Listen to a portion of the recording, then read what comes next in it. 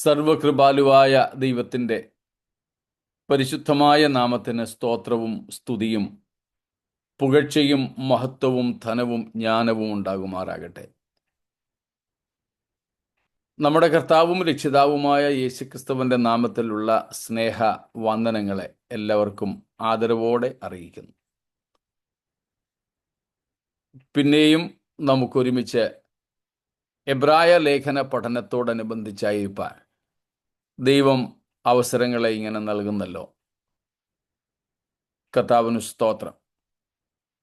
കൂടി വരുവാൻ സമയം കണ്ടെത്തി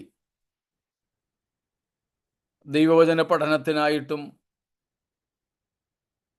പരസ്പര ആത്മീയ കൂട്ടായ്മയ്ക്കായിട്ടും നിങ്ങൾ കാണിക്കുന്ന ഉത്സാഹം പ്രശംസനീയമാണ്. തീർച്ചയായും time is money,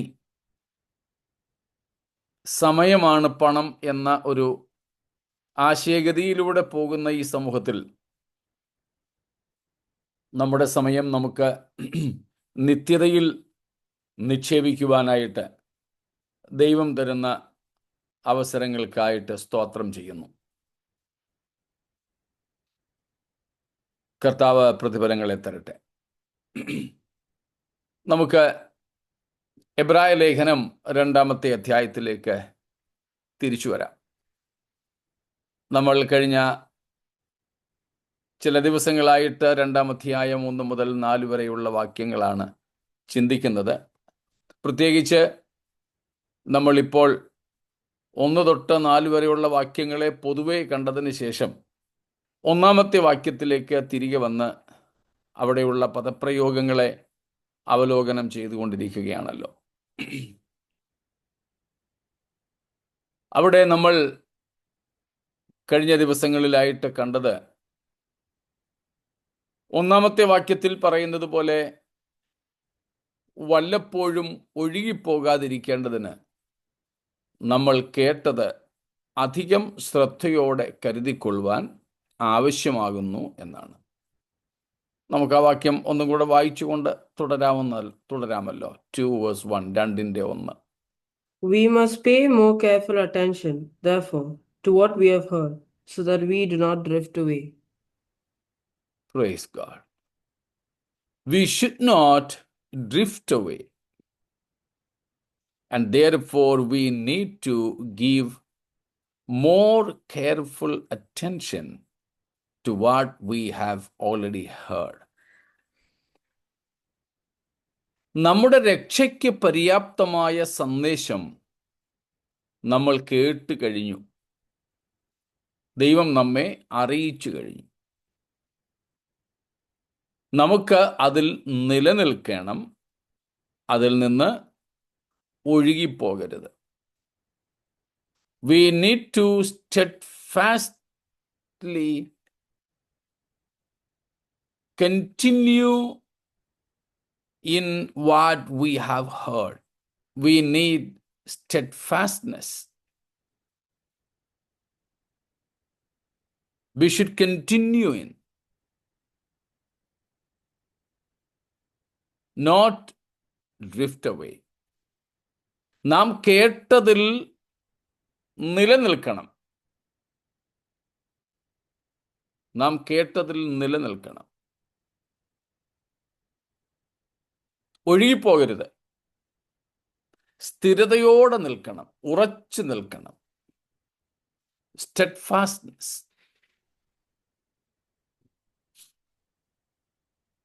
continuing in.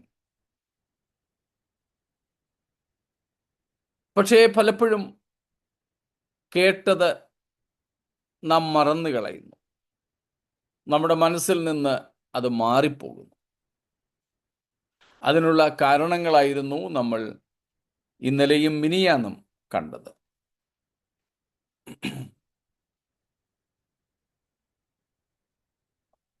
പലരും ദൈവത്തിൻ്റെ വചനം കേൾക്കുന്നെങ്കിലും അത് ഗ്രഹിക്കുന്നില്ലെന്ന് ഇന്നലെ കർത്താവിൻ്റെ വാക്കുകളിൽ നിന്ന് തന്നെ നമ്മൾ പഠിച്ചു. അതുകൊണ്ട് പൊതുവഴി പോലെ നമ്മുടെ ജീവിതം, നമ്മുടെ ഹൃദയം തുറന്നു കിടക്കുന്നു. വചനം വേരൂന്നത്തക്കതുപോലെ ഒന്ന് മുള പൊട്ടാൻ പോലും അനുവദിക്കുന്നില്ല. അതിനു മുമ്പ് തന്നെ ദുഷ്ടൻ അത് മോഷ്ടിച്ചു കൊണ്ടുപോകുന്നു, അപഹരിച്ചു കൊണ്ടുപോകുന്നു. യേശു കർത്താവ് മത്തായി 13 അധ്യായം 1 തൊട്ട് 9 വരെയുള്ള വാക്യങ്ങളിൽ പറഞ്ഞ വിതയ്ക്കുന്നവന്റെ ഉപമയിൽ നിന്ന് നമ്മൾ ആ കാര്യങ്ങളെ കാണുകയുണ്ടായി. അതിൽ ഏറ്റവും ഒടുവിൽ നമ്മൾ ചിന്തിച്ചത് പാപത്തോടുള്ള ഒരു അഭിനിവേശം. പലരും പാപം ചെയ്യുന്നില്ലെങ്കിൽ കൂടെ പാപത്തോട് വെറുപ്പില്ല, പാപത്തിൻ്റെ സുഖങ്ങളോട് ഒരു പ്രതിപത്തി.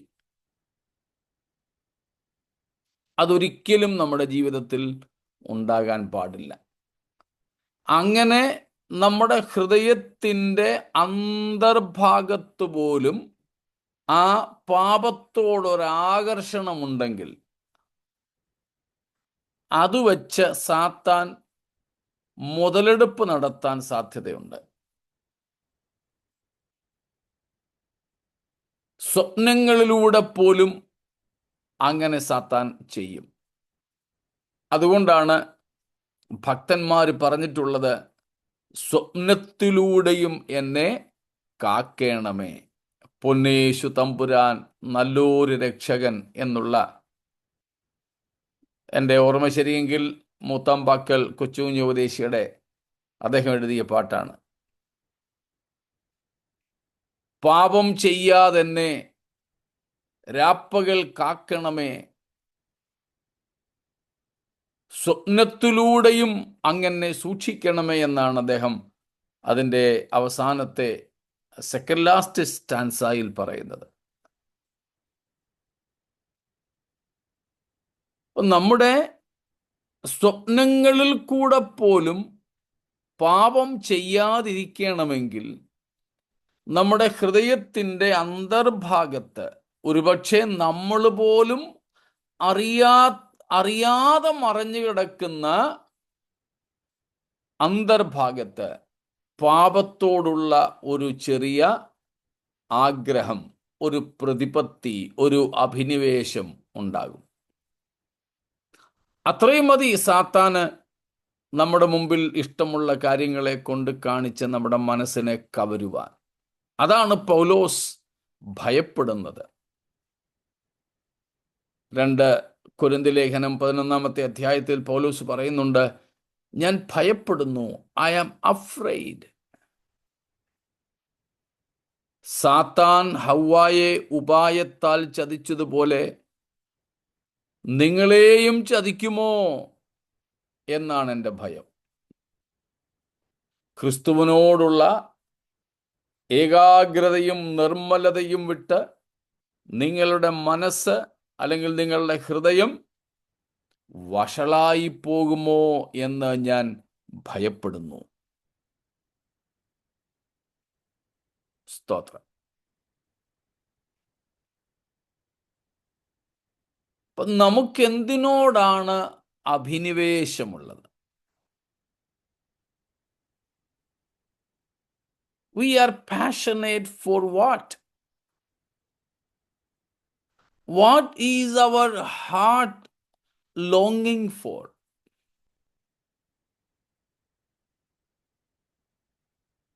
നമ്മുടെ ഹൃദയം എന്തിനു വേണ്ടിയാണ് വെമ്പൽ കൊള്ളുന്നത്? എന്താണ് നമ്മുടെ ഹൃദയത്തിൻ്റെ ദാഹം? സ്തോത്രം.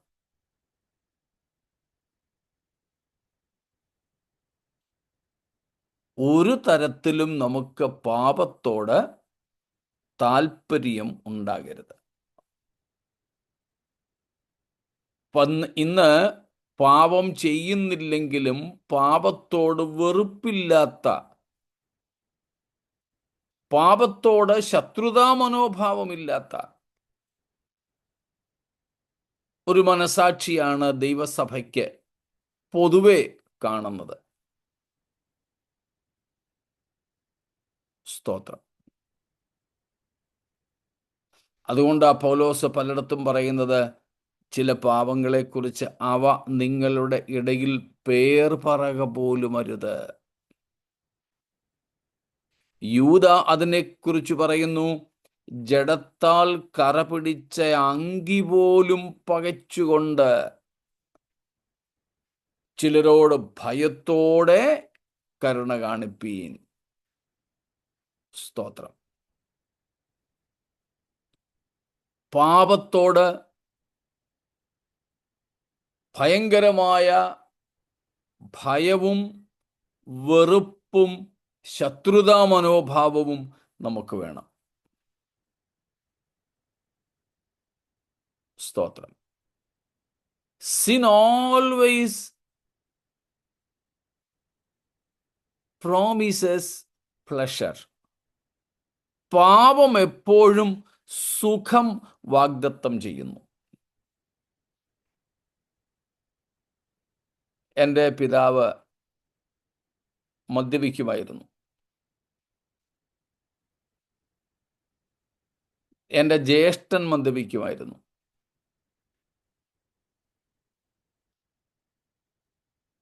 എൻ്റെ കൂടെ പ്രവർത്തിക്കുന്ന എൻ്റെ ആത്മീയ സന്തതികളിൽ ചിലരുടെ വീട്ടിൽ മദ്യശാല ഉണ്ടായിരുന്നു. നാടൻ ചാരായം വിൽക്കുന്ന വീട്ടിൽ നിന്ന് രക്ഷിക്കപ്പെട്ട ആത്മീയ സന്തതികൾ എനിക്കുണ്ട്. ഞാൻ അവരോടുകൂടെ അവരുടെ വീട്ടിൽ ചില സമയങ്ങളിലൊക്കെ പോയിട്ടുണ്ട്. ചില രാത്രികളിൽ എനിക്ക് അവരുടെ വീട്ടിൽ താമസിക്കേണ്ടിയും വന്നിട്ടുണ്ട്. അന്നേരവും ഞാൻ കണ്ടിട്ടുള്ള ഒരു കാര്യം പറയാൻ അത്രയും ഞാൻ പറഞ്ഞു. ഈ നാടൻ ചാരായമൊക്കെ അങ്ങോട്ട് ഒഴിച്ചു കൊടുക്കുമ്പോൾ ആൾക്കാർ അത് കുടിക്കാൻ വരും. ഈ സാധാരണ നോർത്ത് ഇന്ത്യയിലെ കാര്യമാണ് ഞാൻ പറയുന്നത്. സാധാരണ ഇവരൊക്കെ കുടിക്കുന്നിടത്ത് പച്ചമുളകും ഉപ്പുകല്ലും വെച്ചേക്കും. കല്ലുപ്പ്. ആ കല്ലുപ്പ് എടുത്ത് ആദ്യം വായിലിട്ടൊന്ന് ചവച്ച് എന്നിട്ടാണ് ഈ ചാരായം കുടിക്കാൻ പോകുന്നത്. പലരും കുടിക്കുന്നത് ഞാൻ കണ്ടിട്ടുണ്ട്. ഒരു കൈ കൊണ്ട് മൂക്ക് ഇങ്ങനെ പൊത്തും. ഇങ്ങനെ മൂക്ക് പൊത്തിയിട്ടാണ് മറ്റേ കൈ കൊണ്ട് കുടിക്കുന്നത്. ഞാൻ ചിന്തിച്ചിട്ടുണ്ട്, ഇത്രയ്ക്ക് പ്രയാസമാണെങ്കിൽ എന്തിനാ ഈ പണിക്ക് പോന്നേ?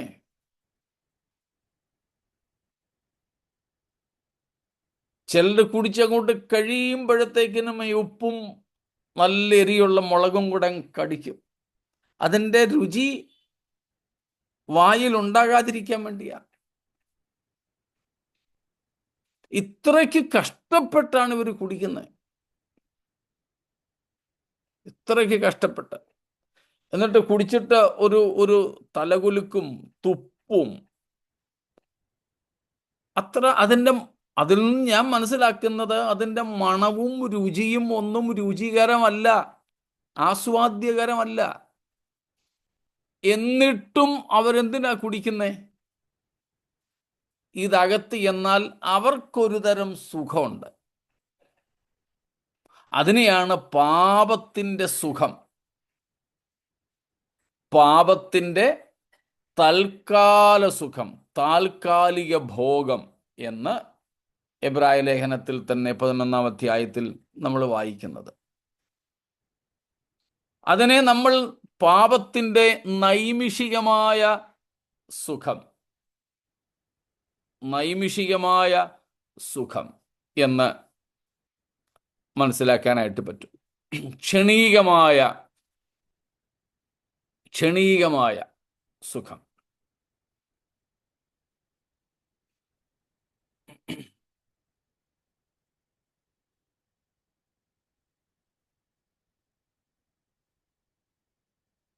അപ്പോൾ ഇങ്ങനെ പാപത്തോട് നമ്മുടെ അകത്ത് ഒരു താല്പര്യം, അതിൻ്റെ സുഖത്തോട്, പാപം ചെയ്യുന്നതിനോടല്ല, ആ പാപപ്രവൃത്തിയോടല്ല, പക്ഷെ ആ പാപപ്രവൃത്തി കൊടുക്കുന്ന ഓഫർ ചെയ്യുന്ന ഒരു ഒരു പ്ലഷർ, ഒരു സുഖം ഉണ്ട്. അതിന് തീർച്ചയായും പാപത്തിനൊരു സുഖം ഉണ്ട്. ബൈബിളിൽ തന്നെ പറയുന്നതാണല്ലോ നമ്മൾ ഇപ്പോൾ കണ്ടത്. എബ്രായർ 11-ാമത്തെ അധ്യായത്തിൽ മോശയെക്കുറിച്ച് പറയുമ്പോൾ പാപത്തിൻ്റെ തൽക്കാല ഭോഗത്തെക്കാളും ദൈവജനത്തോടു കൂടെ കഷ്ടമനുഭവിക്കുന്നത് മോശ തിരഞ്ഞെടുത്തു. മോശയുടെ തിരഞ്ഞെടുപ്പിനെ കുറിച്ചാണ് നമ്മളവിടെ കാണുന്നത്. 24-ാമത്തെ വാക്യത്തില് പാപത്തിൻ്റെ തൽക്കാല ഭോഗത്തെക്കാളും ദൈവജനത്തോടുകൂടെ കഷ്ടം അനുഭവിക്കുന്നത് മോശ തിരഞ്ഞെടുത്തു. സ്തോത്രം.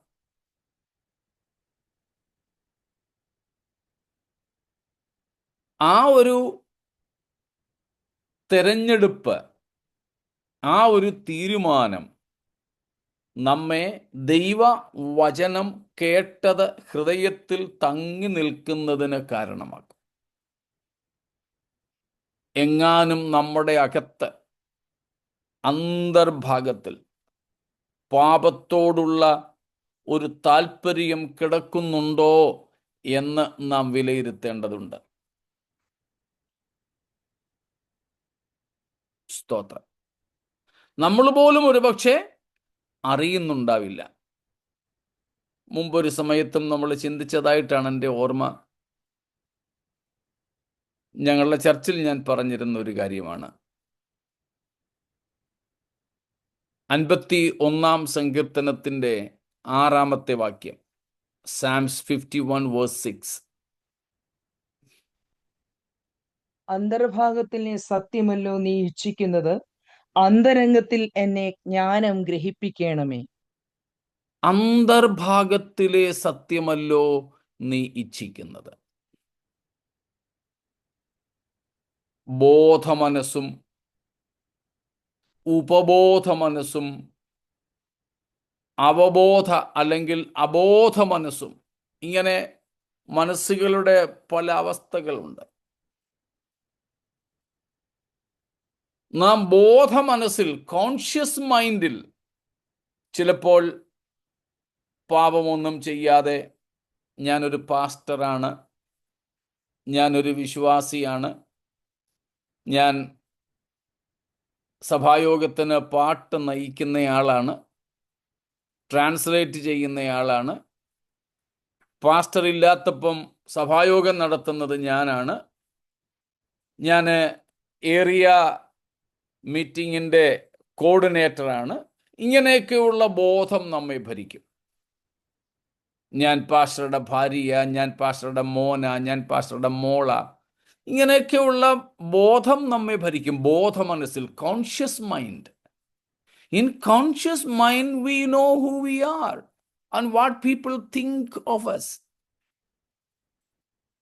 നമുക്കതറിയാം. അതുകൊണ്ട് അതനുസരിച്ച് നമ്മൾ നമ്മളെ ഇങ്ങനെ ഒരുക്കിയൊക്കെ നിർത്തും. പക്ഷേ അപ്പോഴും മനുഷ്യരറിയാത്ത നമ്മുടെ മനസ്സിൻ്റെ അടുത്ത തലത്തിൽ നമ്മൾ പാപത്തെ താലോലിക്കുന്നുണ്ടാകാം. അറിഞ്ഞുകൊണ്ട് തന്നെ നമുക്കതിനോട് താല്പര്യം. മീറ്റിംഗ് ഒന്ന് തീരാനിരിക്കുക, വീഡിയോ കാണാൻ, TV ഓണാക്കാൻ, അല്ലെങ്കിൽ പുറത്തു പോകാൻ, എന്തെങ്കിലും ചെയ്യാൻ, ആരോടെങ്കിലും സംസാരിക്കാൻ, ചാറ്റ് ചെയ്യാനൊക്കെ അരുതാത്ത രീതിയിൽ. ഇതൊന്നും ചെയ്യുന്നത് പാപമല്ല, അരുതാത്ത രീതിയിൽ ചെയ്യുമ്പോഴാണ് ഇത് പാപമാകുന്നത്. ഇപ്പം യോഗം ഒന്ന് തീരാനിരിക്കുക, അതുവരെ നമ്മൾ വളരെ മാന്യന്മാരാ, ബോധ മനസ്സിൽ നമ്മളിങ്ങനെ ഇരിക്കുക. വീഡിയോ ഓഫാക്കത്ത് പോലുമില്ല വെർച്വൽ മീറ്റിംഗ്സിൽ. അത്രയ്ക്കും നമ്മൾ ബോധ മനസ്സിൽ ഭക്തരാണ്, വിശുദ്ധരാണ്. പക്ഷേ ഇത് കഴിയുമ്പോഴോ നമ്മുടെ മനസ്സിനകത്ത് നമ്മളെ താലോലിച്ചു വെച്ചിട്ടുണ്ട്. നമുക്കറിയാം, നമ്മുടെ വീട്ടിലൊക്കെ, പ്രത്യേകിച്ച് ഇന്ത്യൻ പശ്ചാത്തലത്തിൽ, നമ്മുടെ വീട്ടിലൊക്കെ യോഗങ്ങൾ നടക്കുകയാണെങ്കിൽ നമ്മുടെ വീടിൻ്റെ മുമ്പിലത്തെ ഹോൾ അങ്ങ് വൃത്തിയാകും. പക്ഷേ അകത്തെ മുറി, ചിലപ്പോൾ അകത്തെ കട്ടിലിൻ്റെ അടിവശം മുഴുവനും കച്ചട കൊണ്ട് നിറയും. ഇവിടുത്തെ എല്ലാം കൂടെ വാരി അങ്ങോട്ടിട്ടു. എപ്പോഴത്തേക്കാ? യോഗം തീരുന്നത് വരത്തേക്ക്. യോഗം തീർന്നു കഴിഞ്ഞിട്ട് അതെല്ലാം പഴയതുപോലെ ഇങ്ങ് വരും. ഇതുപോലെ യോഗമുള്ള സമയം, മനുഷ്യരുടെ മുമ്പിൽ നമ്മളായിരിക്കുന്ന സമയം, നമ്മളെ തന്നെ വിശുദ്ധരായിട്ട് സൂക്ഷിക്കുന്ന ഒരു ഭാഗമുണ്ട്. ആ യോഗം തീരുന്നത് വരെ ഒരു ബെഡ്ഷീറ്റ് ഇട്ട് മൂടി എല്ലാ അഴുക്കും കൂടി ഇങ്ങനെ വെച്ചിട്ടുണ്ട്. മീറ്റിംഗ് കഴിഞ്ഞിട്ട് വേണം അതൊക്കെ പിന്നെ പുറത്തെടുക്കാൻ.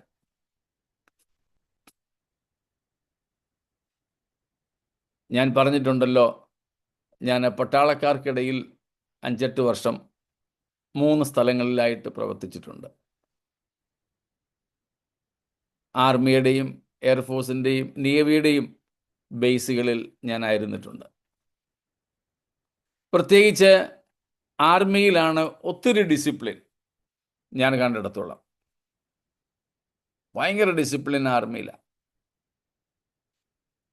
ഇടയ്ക്കിടയ്ക്ക് അവരുടെ ഓഫീസേഴ്സ് ഇവർ താമസിക്കുന്ന ബാരക്കുകൾ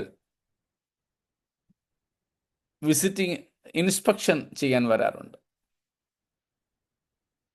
അപ്പം അവർ പറഞ്ഞിട്ടുണ്ട്, കുളിച്ചിട്ട് മഗ്ഗ് കൊണ്ടുവെക്കാൻ, സോപ്പ് പെട്ടി വെക്കാൻ വരെ അവർക്ക് നിയമമുണ്ട്.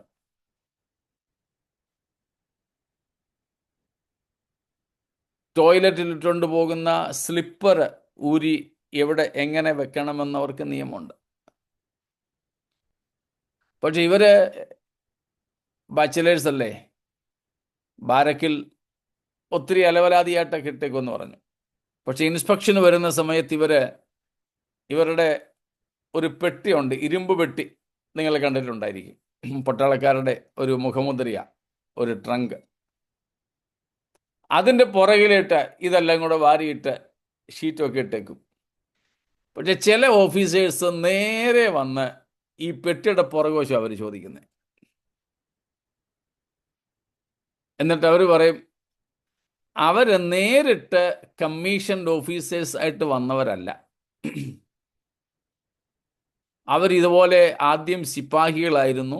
സിപ്പാഹികളായിരുന്നിടത്ത് നിന്ന് അവർ പിന്നീട് പരീക്ഷയൊക്കെ എഴുതി കമ്മീഷൻ്റെ ആയിട്ട് വന്നത്. അപ്പോൾ അവർ പറയും, ഞങ്ങൾ ആദ്യത്തെ കുറച്ച് വർഷമൊക്കെ നിങ്ങളെപ്പോലെ ഈ ബാരയ്ക്ക് താമസിച്ച അന്ന് ഞങ്ങൾ ചെയ്യുമായിരുന്ന പണിയായി ഇതൊക്കെ. അതുകൊണ്ട് ഞങ്ങൾക്കറിയാം നിങ്ങൾ എവിടെയാ കച്ചട സൂക്ഷിക്കുന്നതെന്ന്. സ്തോത്രം. ഇതുപോലെ നമ്മൾ എന്ത് ചെയ്യുന്നു?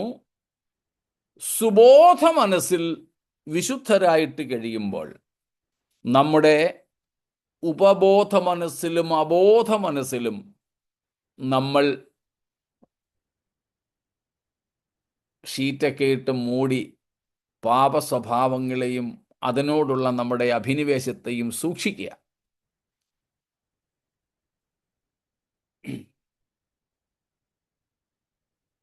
അത് നമുക്കറിയാവുന്നൊരു മേഖലയാണ്. നമ്മിൽ ഇങ്ങനെയുള്ള പാപ സ്വഭാവങ്ങളും താല്പര്യങ്ങളും ഉണ്ടെന്ന് നമുക്ക് അറിയാം, അവരവർക്കറിയാം. അത് കപടതയുടെ ഒരു മുഖവും കൂടെ. ഇന്നലെ നമ്മൾ പത്രോസിന്റെ 2-ാം ലേഖനത്തിൽ നിന്നും വായിച്ചതുപോലെ, 2-ാം ലേഖനം 2-ാം അധ്യായത്തിൽ നിന്ന് നമ്മൾ വായിച്ചിരുന്നല്ലോ അതുപോലെ.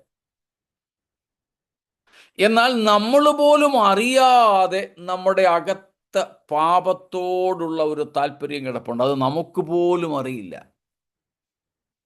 അതിനെപ്പറ്റിയാണ് ദാവീദ് പറയുന്നത്, അന്തർഭാഗത്തിലെ സത്യമല്ലോ നീ ഇച്ഛിക്കുന്നത്. സ്തോത്രം. അന്തരംഗത്തിൽ എന്നെ ജ്ഞാനം ഗ്രഹിപ്പിക്കണമേ എന്ന് വെച്ചാൽ, ഞാൻ പോലും അറിയാതെ എൻ്റെ അകത്ത് ഒളിഞ്ഞു കിടക്കുന്ന പാപത്തോട് ഞാൻ സൂക്ഷിക്കുന്ന ആ ഒരു താല്പര്യത്തെ തിരിച്ചറിയാനും അതിനെ ആ നിലയിൽ ട്രീറ്റ് ചെയ്യാൻ, അതിനോട് ഇടപെടുവാനും എനിക്ക് അന്തരംഗത്തിൽ ജ്ഞാനം ഗ്രഹിപ്പിക്കണമേ. സ്തോത്രം. നമ്മൾ എത്ര പേർ അങ്ങനെ ആഗ്രഹിക്കുന്നും പ്രാർത്ഥിക്കുന്നും ഉണ്ടാവും എന്നെനിക്കറിയില്ല. പുറമേ മറ്റുള്ളവരുടെ മുമ്പിൽ നമ്മൾ എന്താണോ അതല്ല നമ്മൾ, നമുക്ക് തന്നെ അറിയാം. സ്തോത്രം. മറ്റുള്ളവർ നമ്മളെ കാണുന്നതല്ല നമ്മൾ, ദൈവം നമ്മളെ കാണുന്നതും അറിയുന്നതുമാണ് നമ്മൾ. What we are actually is what the Lord knows about or sees about us. അതുപോലെ നമുക്ക് നമ്മെ ഒന്ന് കാണാനായിട്ട് കഴിയണം. കാരണം നമ്മുടെ അകത്ത് കിടക്കുന്ന പലതും നമുക്ക് പോലും അറിയില്ല നമ്മുടെ സ്വഭാവം എന്തായിരിക്കുമെന്ന് ഞാൻ പലപ്പോഴും പറഞ്ഞിട്ടുള്ളൊരു കാര്യമാണ്. സ്തോത്രം. തെളിവിന് ആവർത്തിച്ചു പറയുകയാണ്, ക്ഷമിച്ചാലും. പത്രോസിനോട്, ശിഷ്യന്മാരോടായിട്ട് യേശു കർത്താവ് പറഞ്ഞു, ഇന്ന് നിങ്ങളെല്ലാവരും എന്നെ വിട്ടുപോകും. ഞാൻ ഇടയനെ വെട്ടും, ആടുകൾ ചിതറും, പ്രവചനം നിവർത്തിയാവും. വേറെ ആരും ഒന്നും മിണ്ടിയില്ല. പത്രോസ് പറഞ്ഞു, ഇല്ല, ഞാൻ പോകത്തില്ല. കർത്താവ് പറഞ്ഞില്ല, നിങ്ങൾ എല്ലാവരും പോവും, നീയും പോവും. ഇല്ല. പത്രോസ് പിന്നെയും പറഞ്ഞു, അങ്ങയുടെ കൂടെ മരിക്കേണ്ടി വന്നാൽ പോലും ഞാൻ നിന്നെ വിട്ടു പോകത്തില്ല. എവിടെ പത്രോസ് എവിടെ സമ്മതിക്കാൻ? സത്യമാ, പത്രോസ് കള്ളം പറഞ്ഞതല്ല. പത്രോസിനെ കുറിച്ച് അന്നേരം അത്രേ അറിയാവൂ. അത് അവന്റെ ആഗ്രഹവുമാണ്. സ്തോത്രം. കർത്താവ് പിന്നെയും പറഞ്ഞു, ഇല്ല പത്രോസേ, നീ തള്ളിപ്പറയും. നീ എന്നെ തള്ളിപ്പറഞ്ഞിട്ടേ കോഴി പോകത്തുള്ളൂ. കാര്യങ്ങൾ നമുക്കറിയാമല്ലോ. പത്രോസ് അന്നേരം പോലും അങ്ങനെ ആയിരിക്കുമെന്ന് സമ്മതിച്ചില്ല. യേശു കർത്താവ് ആവർത്തിച്ച് പത്രോസ് യേശുവിനെ തള്ളിപ്പറയുന്നതിനെ കുറിച്ച് മുന്നറിയിപ്പ് കൊടുത്തിട്ടും പത്രോസ് അത് വിശ്വസിച്ചില്ല, സമ്മതിച്ചില്ല. കാരണം എന്താ? പത്രോസിന്റെ ബോധമനസ്സിൽ, ഇങ്ങേയറ്റം അബോധ മനസ്സിൽ പോലും യേശുവിനെ തള്ളിപ്പറയണം എന്ന് പത്രോസിന് ആഗ്രഹമില്ല. പക്ഷെ യേശു എന്ത് കണ്ടു? പത്രോസ് അറിയുന്നതിനേക്കാളും ആഴത്തിൽ അവന്റെ ഹൃദയത്തിൽ ഒരു സാധ്യത കിടക്കുന്നത് കണ്ടു. നമ്മൾ പലപ്പോഴും പറയുമല്ലോ, യേശു കർത്താവിൻ്റെ കണ്ണ് ഗലീലക്കടലിൽ അതിൻ്റെ ആഴത്തട്ടിൽ ഊടാടി നടന്ന് എവിടെ പെരുത്ത മീൻകൂട്ടമുണ്ടെന്ന് കണ്ട് പത്രോസിനോട് അവിടെ വലയിടാൻ പറഞ്ഞ് അവയെ മുഴുവനും പത്രോസിൻ്റെ വലയിൽ അകപ്പെടുത്തിയ ഒക്കെ ഇങ്ങനെ പറയും. അതൊക്കെ മൈക്കൊക്കെ അങ്ങോട്ട് അടുപ്പിച്ച് വെച്ച് ഒന്ന് പറയുകയാണെങ്കിൽ ആത്മാവ് വരും ആൾക്കാർക്ക്. പിന്നെയും പറയും. അതുമാത്രമല്ല, അത് പിന്നൊരു വലിയ പെരുത്ത മീൻകൂട്ടമായിരുന്നു. നമുക്കും വേണമെങ്കിൽ കാണാം. പക്ഷെ അതിലുമപ്പുറം ഗലീലക്കടലിൻ്റെ അടിത്തട്ടിലൂടെ ഊളിയിട്ട് പോകുന്ന മത്സ്യങ്ങളുടെ ഇടയിൽ ഏതോ ഒരെണ്ണത്തിൻ്റെ വയറ്റിനകത്ത് അല്ലെങ്കിൽ അതിൻ്റെ തൊണ്ടയിൽ കുടുങ്ങിയിരിക്കുന്ന ബ്രഹ്മപ്പണത്തെ കണ്ടെത്താൻ നമ്മുടെ കർത്താവിൻ്റെ കണ്ണുകൾക്ക് കഴിഞ്ഞു. അതൊക്കെ പറയുമ്പോൾ നമുക്ക് ഭയങ്കര ആവേശമാണ്. പറയുന്ന രീതിയൊക്കെ ഉണ്ടല്ലോ. പക്ഷേ ഞാൻ പറയുന്നു, ഗലീലക്കടലിലെ ആഴത്തട്ടിൽ കൂടിയിരിക്കുന്ന പെരുത്ത മീൻകൂട്ടത്തെ കാണുന്നതിനേക്കാളും ഗലീലക്കടലിൻ്റെ ആഴത്തട്ടിലൂടെ തൊണ്ടയ്ക്ക് കുരുങ്ങിയ ദ്രഹ്മപ്പണവുമായി ഓടുന്ന ആ ഒരു മത്സ്യത്തെ കണ്ടുപിടിക്കുന്നതിനേക്കാളിലും ആഴത്തിൽ പത്രോസ് എന്ന ശിഷ്യന്റെ ഹൃദയാന്തർഭാഗത്ത് അവൻ പോലും അറിയാതെ കിടന്നിരുന്ന പാപത്തിൻ്റെ ഒരു സാധ്യതയെ കണ്ടുപിടിച്ച കണ്ണുകളാണ് നമ്മുടെ കർത്താവായ യേശുവിൻ്റെത്. അവനുമായിട്ടാണ് നമുക്ക് കാര്യമുള്ളത്. സ്തോത്രം. ഈ നമ്മളിപ്പോൾ പഠിച്ചുകൊണ്ടിരിക്കുന്ന എബ്രായ ലേഖനത്തിനകത്ത് തന്നെ ആ കാര്യം പറയുന്നുണ്ട്. സ്തോത്രം. 12 അധ്യായത്തിൻ്റെ അവസാനത്തിൽ പറയുന്നുണ്ട്, നമ്മുടെ ദൈവം ദഹിപ്പിക്കുന്ന അഗ്നിയാണ്. 4 അധ്യായത്തിൽ നമ്മൾ കാണുന്നുണ്ട്, അവൻ്റെ ദൃഷ്ടിക്ക് മറഞ്ഞിരിക്കുന്ന ഒരു സൃഷ്ടിയുമില്ല. സ്തോത്രം. Praise God. സ്തോത്രം. അതിൻ്റെ 12 വാക്യം അറിയാവുന്നതാണെങ്കിൽ ഒന്നും കൂടെ വായിച്ചോളൂ. അതിൻ്റെ അവസാന ഭാഗമാണ് നമ്മൾ മുമ്പേ പറഞ്ഞത്. ദൈവത്തിന്റെ വചനം ജീവനും ചൈതന്യവും ഉള്ളതായി ഇരുവായ്ത്തലയുള്ള ഏതു വാളിനേക്കാളും മൂർച്ചയേറിയതും പ്രാണനെയും ആത്മാവിനെയും സന്ധിമജ്ജകളെയും വേർവിടുവിക്കും വരെ തുളച്ചു ചെല്ലുന്നതും ഹൃദയത്തിലെ ചിന്തനങ്ങളെയും ഭാവങ്ങളെയും വിവേചിക്കുന്നതുമാകുന്നു. അവന് മറഞ്ഞിരിക്കുന്ന ഒരു സൃഷ്ടിയുമില്ല. സകലവും അവന്റെ കണ്ണിന് നഗ്നവും മലർന്നതുമായി കിടക്കുന്നു. അവനുമായിട്ടാകുന്നു നമുക്ക് കാര്യമുള്ളത്. അവനുമായിട്ടാകുന്നു നമുക്ക് കാര്യമുള്ളത്. ഹീബ്രൂസ് 4:12. അവനുമായിട്ടാകുന്നു നമുക്ക് കാര്യമുള്ളത്. ആരുമായിട്ടാ? നമ്മുടെ ഹൃദയത്തിൻ്റെ അന്തർഭാഗത്ത്, അബോധ മനസ്സിലും ഉപബോധ മനസ്സിലും, സ്തോത്രം, പോലും നാം പോലും അറിയാതെ മറഞ്ഞു കിടക്കുന്ന സ്വഭാവങ്ങളെയും സാധ്യതകളെയും കാണുന്ന ഒരു കണ്ണ്. സ്തോത്രം. അപ്പോൾ അവിടെ പോലും നമുക്ക് പാപത്തോട് താല്പര്യമുണ്ടാകരുത്. സ്തോത്രം. ആ അന്തർഭാഗങ്ങളിൽ പലപ്പോഴും പാപത്തോടുണ്ടാകുന്ന താല്പര്യമാണ് നമ്മളെ ചില പ്രത്യേക സാഹചര്യങ്ങളിൽ പാപം ചെയ്യുന്നതിലേക്ക് കൊണ്ടെത്തിക്കുന്നത്. ആ ഒരു താല്പര്യം അകത്ത് കിടപ്പുണ്ടെങ്കിൽ നമുക്ക് ദൈവവചനം ദൈവം ആഗ്രഹിക്കുന്ന അളവിൽ നമ്മൾ ക്രിയ ചെയ്യാൻ സാധിക്കാതെ വരും. നമുക്ക് ആ വചനത്തിൻ്റെ മുമ്പിൽ വിധേയപ്പെടാൻ കഴിയാതെ വരും. ഞാൻ പറയുന്നത് നിങ്ങളോളം എത്തുന്നു എന്ന് ഞാൻ കരുതുന്നു. സ്തോത്രം. നമ്മൾ ഇന്നലെ പറഞ്ഞതിൻ്റെ ഒരു വിശദീകരണമായിട്ട് ഞാൻ പറയുന്നതേ ഉള്ളൂ. കാരണം ഇത് വളരെ ഗൗരവമേറിയ കാര്യമാണ്. നമ്മൾ പരിഗണിക്കാത്ത ഒരു മേഖലയാണിത്. ആവർത്തനമാണെന്നും എനിക്കറിയാം. സ്തോത്രം. അധികം നാളായില്ല നമ്മൾ ഈ വിഷയങ്ങൾ ഇതുപോലെ പറഞ്ഞിട്ട്. ചിലർക്കെങ്കിലും ഓർമ്മ ഉണ്ടാകുമായിരിക്കും.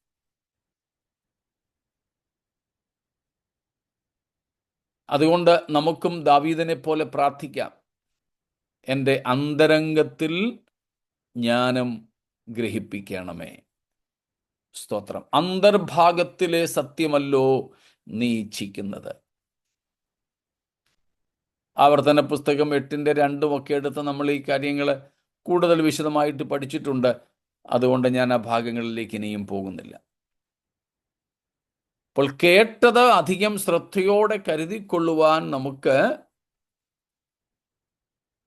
കഴിയാതെ വരുന്നതിനുള്ള കാരണമാണ് ഈ ദിവസങ്ങളിൽ നമ്മൾ നോക്കിക്കൊണ്ടിരുന്നത്. അതാണ് ഇന്നലെയും നാം കർത്താവ് പറഞ്ഞ ഉപമയിൽ നിന്നും കണ്ടത്. ഇഹലോകത്തിൻ്റെ ചിന്തകൾ, മോഹങ്ങൾ, ഇതൊക്കെ ഇങ്ങനെ സ്പ്രൗട്ട് ചെയ്ത് ഇങ്ങനെ നമ്മുടെ ഹൃദയത്തിൻ്റെ അകത്തു നിന്നും കിളിർത്തു വന്ന് ഈ വചനത്തെ ഞെരിച്ചു കളയും, നമ്മളറിയാതെ തന്നെ. സ്തോത്രം. ഇവിടെയാണ് ഇൻവേർഡ് പയറ്റി എന്ന ഒരു ആശയത്തിൻ്റെ പ്രസക്തി. ഇൻവേർഡ് പയറ്റി. സ്തോത്രം. റോമാലേഖനം 2-ാമത്തെ അധ്യായത്തിൽ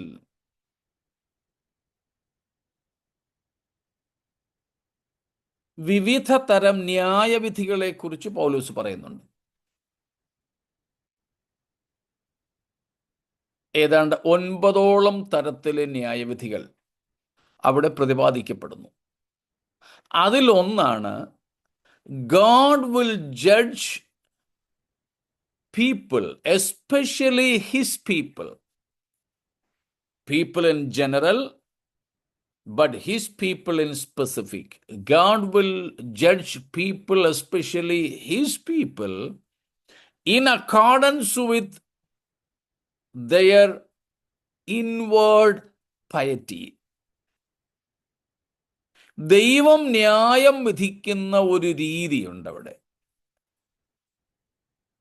അതിലൊന്നാണ്, അതാണ്ട് 9ഓളം വിധികൾ അവിടെ പറഞ്ഞിട്ടുണ്ട്, ന്യായം വിധിക്കുന്ന രീതികൾ. അതിലൊരു രീതിയാണ് വിശേഷാൽ ദൈവം തൻ്റെ ജനത്തെ അവരുടെ ഹൃദയാന്തർഭാഗത്തുള്ള ഭക്തിയുടെ അടിസ്ഥാനത്തിൽ ന്യായം വിധിക്കും. സ്തോത്രം. നേരിട്ട് അങ്ങനെ ഒരു എഴുത്ത് നമുക്കവിടെ കാണാൻ പറ്റില്ല. ഒരാശയമാണ് അവിടെ ഉള്ളത്. റോമാലേഖനം 2-ാം അധ്യായത്തിൻ്റെ പഠനമല്ല നമ്മൾ നടത്തുന്നത് എങ്കിൽ കൂടെ ഒന്ന് നോക്കിക്കോളൂ അതിൻ്റെ ഒടുവിലത്തെ 2 വാക്യങ്ങൾ. പുറമേ യഹൂദനായവൻ ഒടുവിലത്തെ 26 തൊട്ടങ്ങ് വായിച്ചോളൂ. 26 onwards. അഗ്രചർമ്മി ന്യായപ്രമാണത്തിന്റെ നിയമങ്ങളെ പ്രമാണിച്ചാൽ അവന്റെ അഗ്രചർമ്മം പരിച്ഛേദന എന്ന് എണ്ണുകയില്ലയോ? സ്വഭാവത്താൽ അഗ്രചർമ്മി ആയവൻ ന്യായപ്രമാണം അനുഷ്ഠിക്കുന്നു എങ്കിൽ അക്ഷരവും പരിച്ഛേദനയുമുള്ള ന്യായപ്രമാണ ലംഘിയായ നിന്നെ അവൻ വിധിക്കയില്ലയോ? പുറമേ യഹൂദനായവൻ യഹൂദനല്ല, പുറമേ ജഡത്തിലുള്ളത് പരിച്ഛേദനയുമല്ല. അകമേ യഹൂദനായവൻ അത്രേ യഹൂദൻ, അക്ഷരത്തിലല്ല ആത്മാവിലുള്ള ഹൃദയപരിച്ഛേദനയത്രേ പരിച്ഛേദന. അവന് മനുഷ്യരാലല്ല ദൈവത്താൽ തന്നെ പുകഴ്ച ലഭിക്കും. സ്തോത്രം. ഈ വാക്യങ്ങളെ ക്രോഡീകരിച്ചുകൊണ്ടാണ് ഈ ഒരാശയ രൂപീകരണം. പുറമെ യഹൂദനാണ്. Literally, a person is circumcised. He holds the book of the law. Literally, one is a Jew. But from within, he is not inclining to the law he is holding. But there is another person.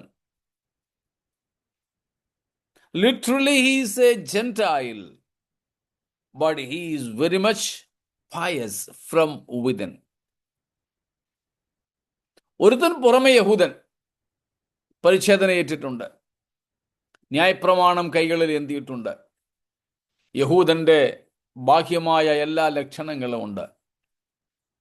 ഒരുപക്ഷെ യഹൂദ മതത്തിൽ ഉന്നത സ്ഥാനീയമായിരിക്കും. പക്ഷേ അവൻ കൈകളിൽ ഏന്തിയിരിക്കുന്ന ന്യായപ്രമാണത്തിൻ്റെ ആത്മാവിൽ നിന്ന് അവൻ്റെ ഹൃദയം അകന്നു കഴിയുന്നു. മനസ്സിലാവുന്നുണ്ടല്ലോ? അവന് പരിച്ഛേദന കൊണ്ടോ ന്യായപ്രമാണം കൊണ്ടോ വല്ല പ്രയോജനമുണ്ടോ? ഇല്ല.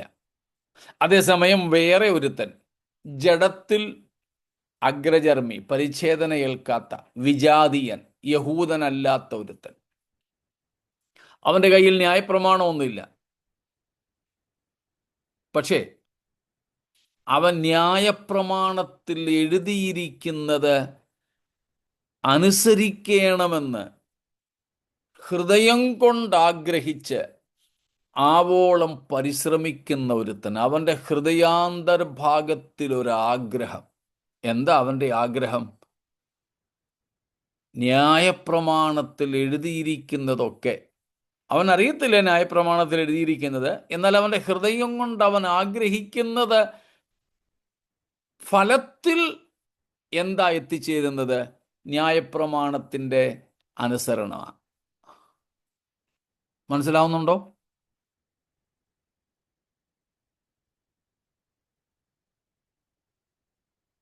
എല്ലാവരും ഉണ്ടോ കൂടെ?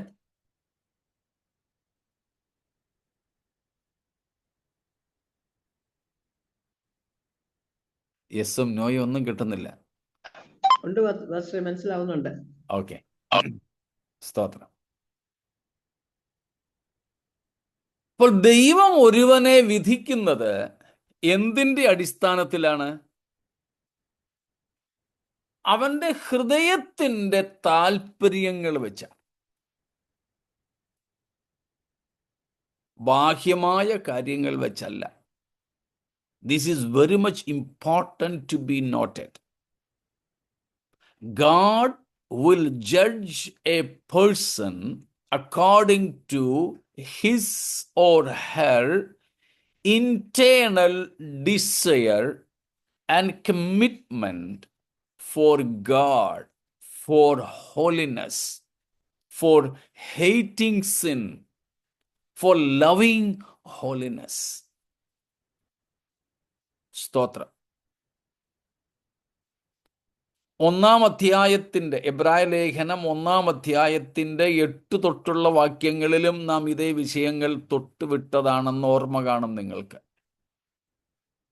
45-ാം സങ്കീർത്തനത്തിൽ നിന്ന് എടുത്തു പറഞ്ഞ വാക്യം ഓർക്കുമല്ലോ.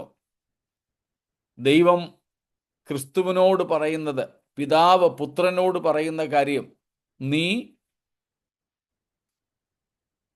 ദുഷ്ടതയെ ദ്വേഷിച്ചു, നീതിയെ ഇഷ്ടപ്പെട്ടു, അതുകൊണ്ട് ദൈവം, നിന്റെ ദൈവം തന്നെ എന്തു ചെയ്യും? കൂട്ടുകാരിൽ പരമായി നിന്നെ ആനന്ദ തൈലം കൊണ്ട് അഭിഷേകം ചെയ്തിരിക്കുന്നു. നമ്മൾ ആ വാക്യം പഠിച്ചപ്പോൾ ഈ കാര്യം പറഞ്ഞതാണ്. ദുഷ്ടതയെ ദ്വേഷിക്കുക, നീതിയെ ഇഷ്ടപ്പെടുക. അതേ വിഷയമാണ് ഇവിടെ ഇപ്പോൾ നമ്മൾ പറയുന്നത്. സ്തോത്രം. അത് നമ്മുടെ ഹൃദയത്തിൻ്റെ വലിയ ഒരു ആഗ്രഹമാകണം. ഹൃദയത്തിൻ്റെ അന്തർഭാഗത്ത് നിന്നും നീതിയെ ഇഷ്ടപ്പെടുവാൻ, ഹൃദയത്തിൻ്റെ അന്തർഭാഗത്ത് നിന്നും വിശുദ്ധിയെ സ്നേഹിപ്പാൻ, ഹൃദയത്തിൻ്റെ ആഴങ്ങളിൽ നിന്നും പാപത്തെ വെറുക്കുവാൻ, ദുഷ്ടതയെ ദ്വേഷിക്കുവാൻ നമുക്ക് സാധിക്കണം. നമ്മൾ ആ ഭാഗത്തിന് ഇതുവരെ ഊന്നൽ കൊടുത്തിട്ടില്ലെങ്കിൽ ഇന്ന് മുതൽ അതിന് ഊന്നൽ കൊടുക്കണം. സ്തോത്രം. ഇല്ലാത്ത പക്ഷം കേട്ടത് അധികം ശ്രദ്ധയോടെ നമ്മുടെ ഹൃദയത്തിൻ്റെ അകത്ത് വേര് പിടിക്കത്തില്ല. സ്തോത്രം. വേര് പിടിക്കത്തില്ല. Praise God. പ്രോസേഖോ എന്ന് പറയുന്ന ഒരു മൂലത്തിൽ നിന്നാണ് പ്രോസേഖെയിൻ എന്ന ആ പദം ഉരുത്തിരിഞ്ഞത്. ആ പ്രോസേഖോ എന്നതിനർത്ഥം ടു ഹോൾഡ് ഇറ്റ്, മുറുകെ പിടിക്കുക, to hold to. It signifies to turn to. പൂർണ്ണമായും നമ്മുടെ ശ്രദ്ധ അതിലേക്ക് തിരിയുക. To turn our attention to a particular thing. നമ്മുടെ ശ്രദ്ധയെ പൂർണ്ണമായും ഒരു വിഷയത്തിലേക്ക് കേന്ദ്രീകരിക്കണം. അതാണ് അവിടുത്തെ അർത്ഥം. ഞാൻ അതിനെ മനസ്സിലാക്കുന്നത് മുമ്പും പറഞ്ഞിട്ടുണ്ട്. നേരത്തെയൊക്കെ എൻ്റെയൊക്കെ ചെറുപ്പത്തിലെ വല്യമ്മച്ചി ചിലപ്പം വിളിക്കും, എടാ കുഞ്ഞെ ഇങ്ങ് വന്നേ മോനെ. ഈ ഈ ഈ നൂല് ഈ സൂചിക്കകത്തൊന്ന് കോർത്ത് തന്നേ.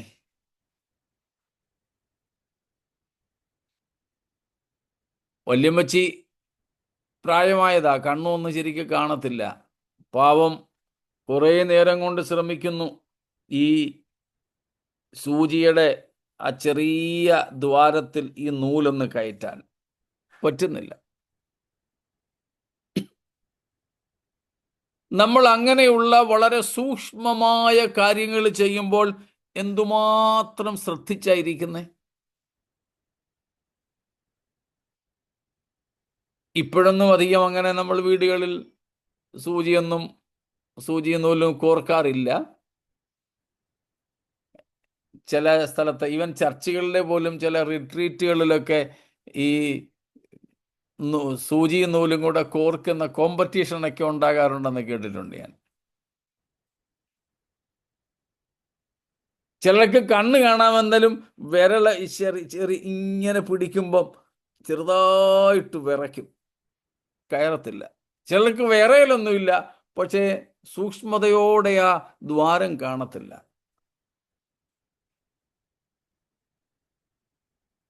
വാച്ച് കടയിൽ പോയിട്ടുണ്ടെങ്കിൽ നമ്മൾ കണ്ടിട്ടുണ്ട്, വാച്ച് നന്നാക്കുന്നിടത്ത്, വാച്ച് റിപ്പയറിംഗ് ഷോപ്സ്. അവിടെ പോകുകയാണെങ്കിൽ, ഞാനിപ്പോൾ പ്രാവശ്യം പോയിട്ടുണ്ട്, അവരുടെ കയ്യിൽ ഒരു ലെൻസ് ഉണ്ട്.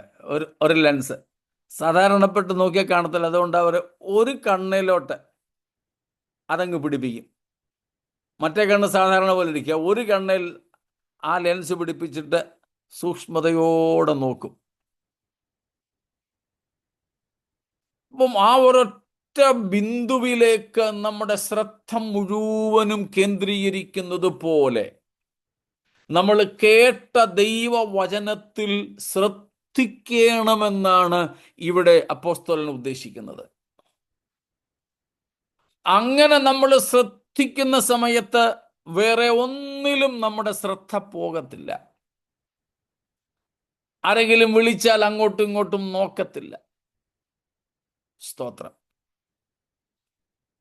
ചിലരൊക്കെ മൊബൈൽ നോക്കിയിരിക്കുന്നത് കണ്ടിട്ടില്ലേ?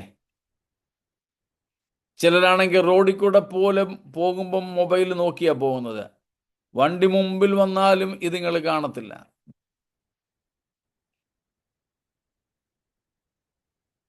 അത്രയ്ക്ക് ശ്രദ്ധയാണതിൽ. ചില കുഞ്ഞുങ്ങളൊക്കെ ചിലപ്പോൾ ടി വിയിൽ നോക്കിയിരിക്കും. നമ്മൾ വിളിച്ചാലൊന്നും കേൾക്കത്തില്ല.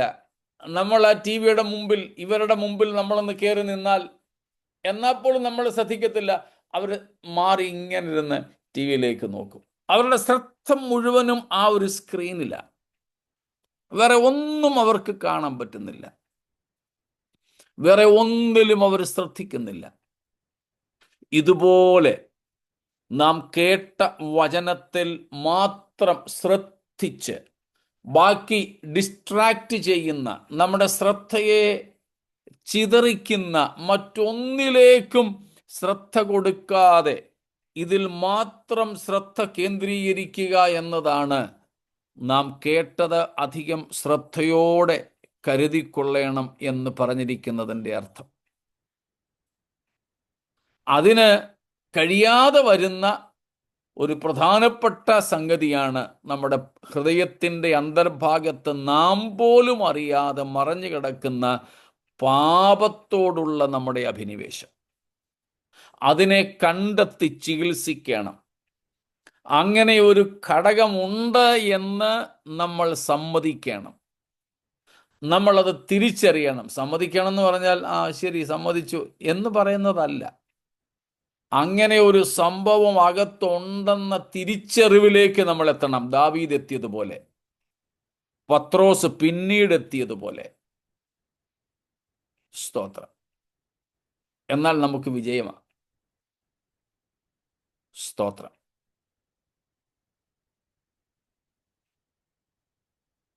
ഇത്രയും കാര്യങ്ങൾ വ്യക്തമാണോ?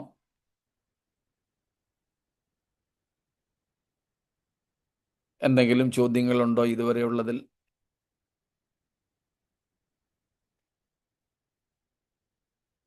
സ്തോത്രം.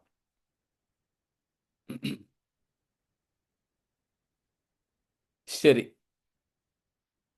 ഒരു ചോദ്യം വന്നിട്ടുണ്ട്, ഞാൻ അതിലേക്ക് വരാം.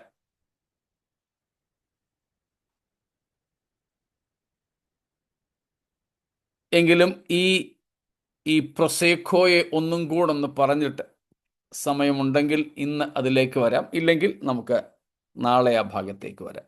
ചോദ്യം വന്നത് നമ്മൾ ആദ്യം പറഞ്ഞ യൂദ 23-ാം വാക്യത്തെ ആസ്പദീകരിച്ചുകൊണ്ടാണ്. ജഡത്താൽ കറ പിടിച്ച അങ്കി പോലും പകച്ചുകൊണ്ട് ചിലരോട് കരുണ കാണിപ്പിൻ. അല്ലെങ്കിൽ അത് ഒറ്റ വാക്കിലങ്ങ് പറഞ്ഞു വിടാം. അതൊരു ആലങ്കാരിക പ്രയോഗമാണ്. ജഡത്താൽ കറ പിടിച്ച അങ്കി പോലും. അതായത് നമ്മുടെ ഇന്ത്യയിൽ മാത്രമല്ല, ലോകത്തെവിടെയും ഒരു ക്രൈം, ഒരു കുറ്റകൃത്യം നടന്നാൽ, അല്ലെങ്കിൽ ഒരു അപകടം, ഒരു ആക്സിഡന്റ് നടന്നാൽ, അവിടെ മുഴുവനും പോലീസ് അങ്ങ് സീൽ ചെയ്യും ആദ്യം.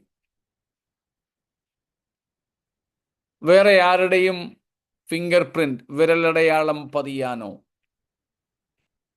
ഒന്നും സമ്മതിക്കാത്തതുപോലെ അന്നേരത്തെ അവസ്ഥയിൽ പോലീസ് അത് സീൽ ചെയ്യും. അവിടെയുള്ള കൊച്ചു കൊച്ചു കാര്യങ്ങൾ പോലും ആ ക്രൈം തെളിയിക്കുന്നതിനും ആ ക്രിമിനലിനെ, കുറ്റവാളിയെ പിടിക്കുന്നതിനുമുള്ള തെളിവുകളാണ്. അവിടെ അങ്ങനെ ഒരു കുറ്റകൃത്യം നടന്നിടത്ത് നമ്മൾ കയറി ചെന്ന് എന്തെങ്കിലും ചെയ്യത്തില്ല. നമ്മൾ ദൂരെ മാറി നിൽക്കും. പോലീസ് നായയ്ക്ക് നമ്മുടെ മണം പോലും കിട്ടരുതെന്ന് വിചാരിച്ച് ആ ഏരിയയിലിട്ട് നമ്മൾ പോകത്തില്ല. അവിടെ നമ്മൾ ക്രൈം ഒന്നും ചെയ്തിട്ടല്ല, അവിടെ ചെല്ലുന്നത് കൊണ്ട് നമ്മൾ ക്രിമിനൽ ഒട്ടാകുന്നുമില്ല. നമ്മൾ ആ കുറ്റകൃത്യത്തിൻ്റെ പങ്ക് വഹിക്കുന്നില്ല. എന്നാലും ശരി, അങ്ങനെയുള്ള ഒരു സ്ഥലത്തെ, അങ്ങനെയുള്ള ഒരു വസ്തുവിനെ നമ്മൾ എങ്ങനെയാണ് നോക്കിക്കാണുന്നത്? മനസ്സിലായല്ലോ. ഇപ്പം ഒരു ആക്സിഡന്റ് ഉണ്ടായി,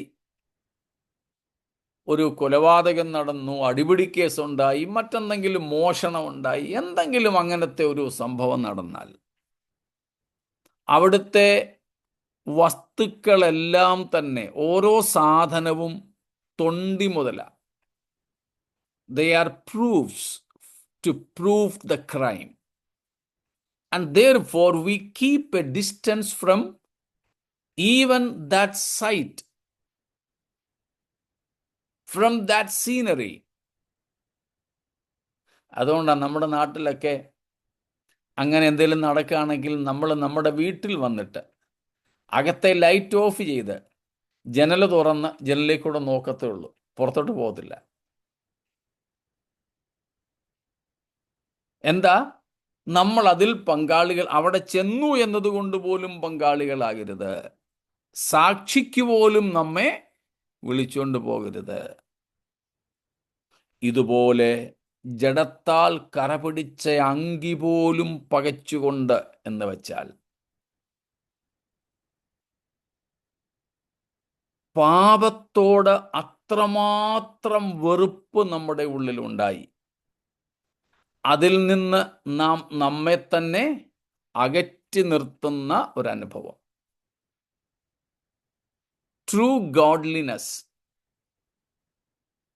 has these two aspects. One,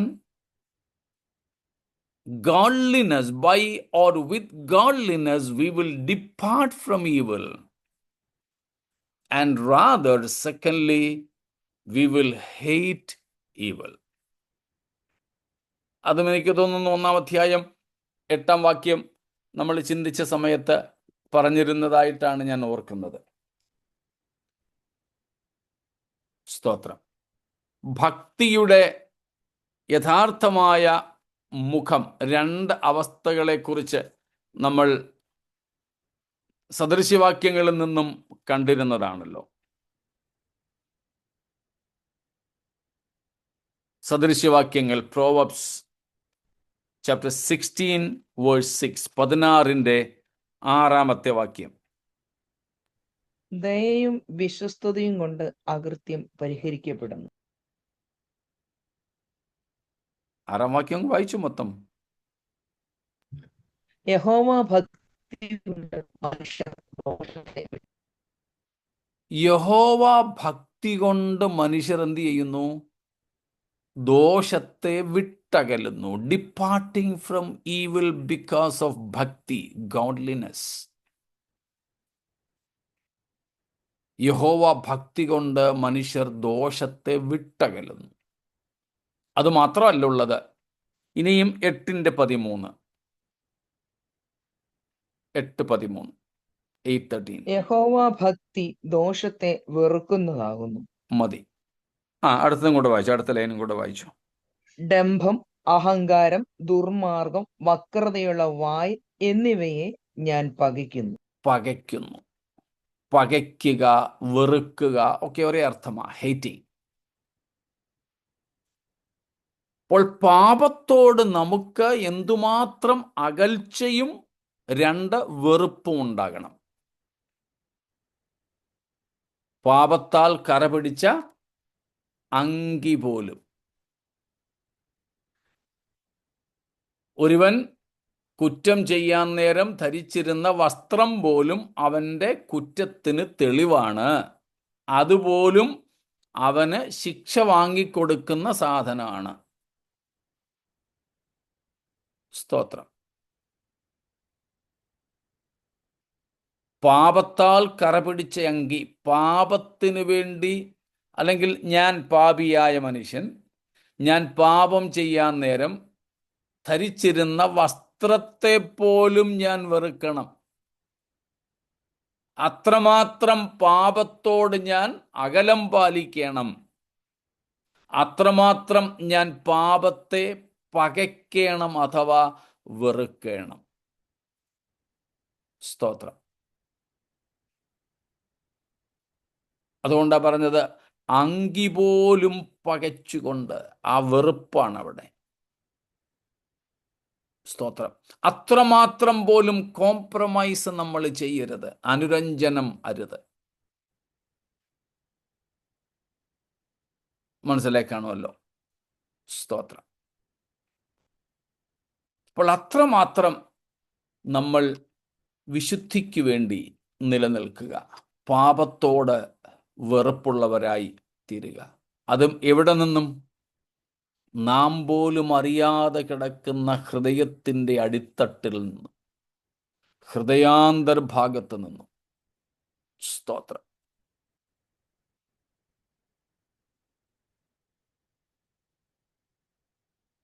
മറ്റെന്തെങ്കിലും?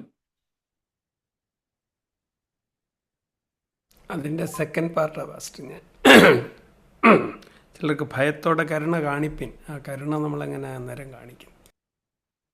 ഒരു പാപിയെ വീണ്ടെടുക്കുന്നതിന് വേണ്ടി ഒരുത്തൻ പാപി എന്ന നിലയിൽ അവനെ അല്ല, അവൻ്റെ പാപത്തോടാണ് നമുക്ക് വെറുപ്പും പകയും വിദ്വേഷവും അകൽച്ചയും ഉണ്ടാകേണ്ടത്. ആ പാപത്തിൽ വീണ് കിടക്കുന്നവനോട് നാം എന്ത് ചെയ്യണം? കരുണ കാണിക്കണം. എന്തിനു വേണ്ടി? അവിടെ കരുണ കാണിക്കുന്ന കാര്യം എന്തിനു വേണ്ടിയാ? കാശ് കൊടുക്കുന്ന കാര്യമല്ല, ചാരിറ്റി അല്ല അവിടുത്തെ വിഷയം. അവൻ പാപത്തിൽ വീണ് കിടക്കുന്നത് കൊണ്ട്. അതിന്റെ മുകളിലത്തെ വാക്യം കൂടെ ഒന്ന് വായിച്ചോളൂ. 20 മുതലേ വായിച്ചോളൂ.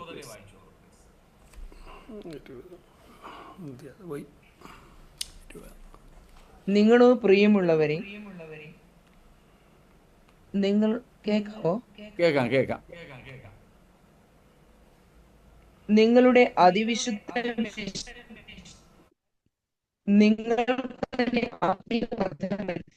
പരിശുദ്ധാത്മാവിൽ പ്രാർത്ഥിച്ചും നിത്യജീവനായിട്ട് നമ്മുടെ കർത്താവായ യേശുക്രിസ്തുവിന്റെ കരുണയ്ക്കായി കാത്തിരുന്നും കൊണ്ട് ദൈവസ്നേഹത്തിൽ നിങ്ങളെ തന്നെ സൂക്ഷിച്ചുകൊള്ളുവീൻ. ഇതുവരെ പറഞ്ഞത് സംശയിക്കുന്നവരായ നിക്കണേ സുജയ്, ഇത്രയും നേരം പറഞ്ഞത് what we have to do positively for our own salvation. നമ്മുടെ തന്നെ രക്ഷയ്ക്കായി നാം എന്ത് ചെയ്യണം എന്ന് നാം ചെയ്യേണ്ട കാര്യങ്ങളെക്കുറിച്ചാണ് പറഞ്ഞു തരുന്നത്. ഇനിയും അടുത്തത് വായിച്ചു സുജ. സംശയിക്കുന്നവരായ ചിലരോട് കരുണ ചെയ്യുവീൻ, ചിലരെ തീയിൽ നിന്ന് വലിച്ചെടുത്ത് രക്ഷിപ്പീൻ. ജഡത്താൽ കറ പിടിച്ച അങ്കി പോലും പകച്ചുകൊണ്ട് ചിലർക്ക് ഭയത്തോടെ കരുണ കാണി. നാം ആത്മീയ വർധന വരുത്തി കർത്താവിൻ്റെ വരവിനായിട്ട് നമ്മളെ തന്നെ ഒരുക്കുന്നതിനിടയിൽ മറ്റുള്ളവരോട്, പ്രത്യേകിച്ച് പാപത്തിൽ ആയിരിക്കുന്നവരോട് നാം ചെയ്യേണ്ടതാണ് ഇവിടെ പറഞ്ഞിരിക്കുന്നത്. അത് മുഴുവനും രക്ഷയുമായി ബന്ധപ്പെട്ട കാര്യങ്ങളാണ്. കരുണ എന്ന പദം പലപ്പോഴും നമ്മൾ തെറ്റായിട്ട് വൺ സൈഡഡായി മാത്രം, ഒരു ഭാഗത്തേക്ക് മാത്രം ചിന്തിക്കാറുണ്ട്. ഓ, അവരോട് കരുണ കാണിക്കുക, ചാരിറ്റിയാണ്, മനസ്സലിയ, അവനെ സഹായിക്കുക. അതല്ല അവിടുത്തെ അർത്ഥം. ഒരുവൻ പാപത്തിൽ വീണ് കിടക്കുമ്പോൾ അവനോട് നമുക്ക് കരുണ തോന്നണം. എങ്ങനെയും ഇവനെ പാപത്തിൽ നിന്ന് കർത്താവിലേക്കൊന്ന് കൊണ്ടുവരണം. പക്ഷേ എന്ത് ചെയ്യരുത്? ആ പാപത്തിൽ നമ്മൾ പങ്കാളികൾ ആകരുത്. ഇലക്ട്രിക് ഷോക്ക് അടിച്ച് കിടക്കുന്ന ഒരുത്തനെ നമ്മൾ രക്ഷിക്കാൻ പോകുന്ന അതേ പ്രക്രിയ. നമ്മുടെ ഏറ്റവും പ്രിയപ്പെട്ട ഒരാളിനാണ് ഇലക്ട്രിക് ഷോക്ക് അടിച്ചതെങ്കിലും അയ്യോ മോനെ അല്ലെ അപ്പച്ച എന്നും പറഞ്ഞ് പോയി നമ്മൾ കെട്ടിപ്പിടിക്കത്തില്ല. നമ്മളൊരകലം പാലിക്കും. അപ്പോൾ തന്നെ എങ്ങനെയും അദ്ദേഹത്തെ രക്ഷിക്കുവാൻ നമ്മൾ ശ്രമിക്കും. ആ കരുണ കാണിക്കലാണ് ഇവിടുത്തെ വിഷയം. അത് നമ്മുടെ ഹൃദയാന്തർഭാഗത്ത് ആ വ്യക്തികളുടെ രക്ഷയ്ക്ക് വേണ്ടിയുള്ള വാഞ്ച. റോമർ 9-ാം അധ്യായത്തിൻ്റെ ആദ്യവാക്യങ്ങളിൽ പൗലോസ് പറയുന്നത് പോലെ, എൻ്റെ സ്വജാതിക്കാർക്ക് വേണ്ടി 9:3 നമ്മൾ പലപ്പോഴും വായിക്കാറുള്ളതാണ്. സ്തോത്രം.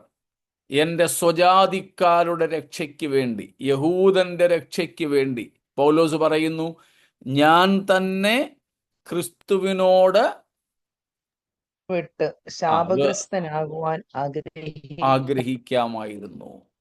സ്തോത്രം. അങ്ങനെ ഒരു തീവ്രമായ ആഗ്രഹം, എന്ത് വില കൊടുത്തും കർത്താവേ ഈ വ്യക്തി ഒന്ന് രക്ഷിക്കപ്പെടണം. സ്തോത്രം. വ്യക്തമായി കാണുമല്ലോ.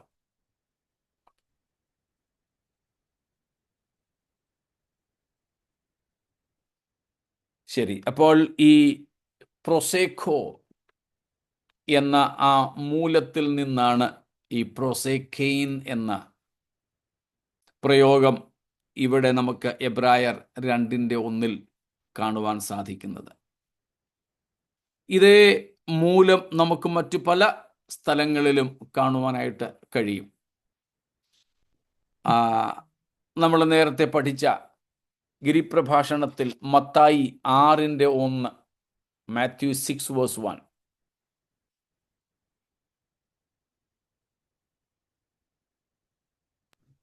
മനുഷ്യർ കാണേണ്ടതിന് നിങ്ങളുടെ നീതിയെ അവരുടെ മുമ്പിൽ ചെയ്യാതിരിപ്പാൻ സൂക്ഷിപ്പീൻ. മതി. സൂക്ഷിപ്പീൻ. ഇതേ പദമാണ് പ്രൊസേക്കോ. അവിടങ്ങളിലൊക്കെ അത് തർജ്ജമ ചെയ്തിരിക്കുന്നത് സൂക്ഷിപ്പീൻ എന്ന. സൂക്ഷിപ്പീൻ എന്ന് കൊടുത്തിട്ടുള്ള വേറെ ചില ഭാഗങ്ങൾ കൂടെ വായിക്കണ്ട, എഴുതുന്നവർക്ക് വേണ്ടി പറഞ്ഞു വിടാം. ആ പദം നമ്മൾ കാണുന്നത് ഇപ്പോൾ നമ്മൾ കണ്ട മാത്യു 6:1 ഉണ്ട്, മത്തായി 6:1, ലൂക്ക് 17:3, ലൂക്കോസ് 17:3 വാക്യം, ലൂക്കോസ് 21:34, ലൂക്ക് 21:34. ആക്സ് 5:35, അപ്പോസ്തല പ്രവൃത്തികൾ 5:35 വാക്യം. അതുപോലെ 20:28, ആക്സ് 20:28, പ്രവൃത്തികൾ 20:28. 2 പീറ്റർ 1:19, 2 പത്രോസ് 1:19 വാക്യം.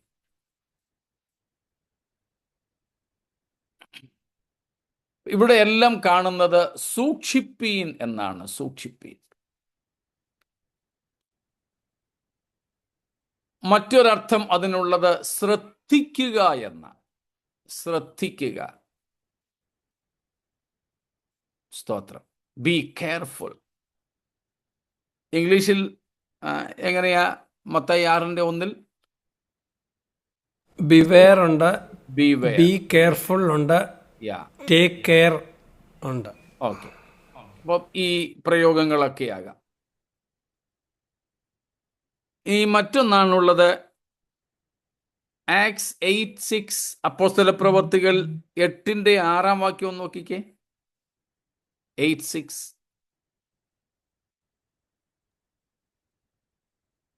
ഫിലിപ്പോസ് ചെയ്ത അടയാളങ്ങളെ പുരുഷാരങ്ങൾ കേൾക്കുകയും കാണുകയും ചെയ്യാൽ അവൻ പറയുന്നത് ഏകമനസ്സോടെ ശ്രദ്ധിച്ചുകൊണ്ടിരുന്നു. ശ്രദ്ധിക്കുക.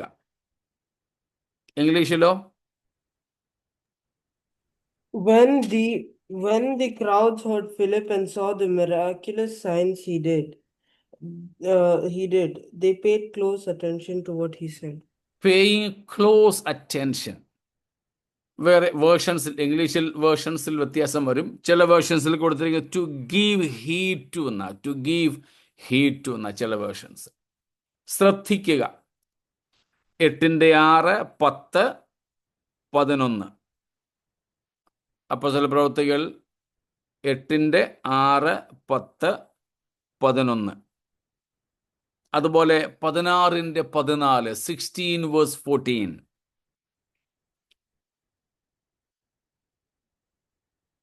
ഇവിടെയൊക്കെ ശ്രദ്ധിക്കുക എന്ന അർത്ഥം. അപ്പം സൂക്ഷിക്കുക, ശ്രദ്ധിക്കുക. വളരെ ശ്രദ്ധിക്കുക എന്നുള്ളതിന് നമ്മൾ കണ്ടു. ഡ്രൈവ് ചെയ്യുമ്പോൾ എന്തുമാത്രം നമ്മൾ വഴിയിൽ ശ്രദ്ധിക്കും. ഒരു നിമിഷത്തേക്ക് നമ്മുടെ ശ്രദ്ധ പതറിയാൽ മതി, അപകട സാധ്യതയുണ്ട്. ഒരു നിമിഷത്തേക്ക്. വണ്ടി ഓടിക്കുമ്പോൾ ഒരു നിമിഷത്തേക്ക് കണ്ണടഞ്ഞാൽ മതി, വണ്ടി എവിടെയെങ്കിലും കയറിപ്പോവും. ഒറ്റ നിമിഷം.